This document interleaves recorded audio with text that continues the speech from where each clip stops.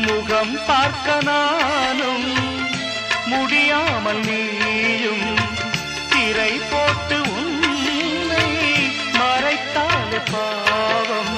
ஒரு முறையேனும் திருமுகம் காணும்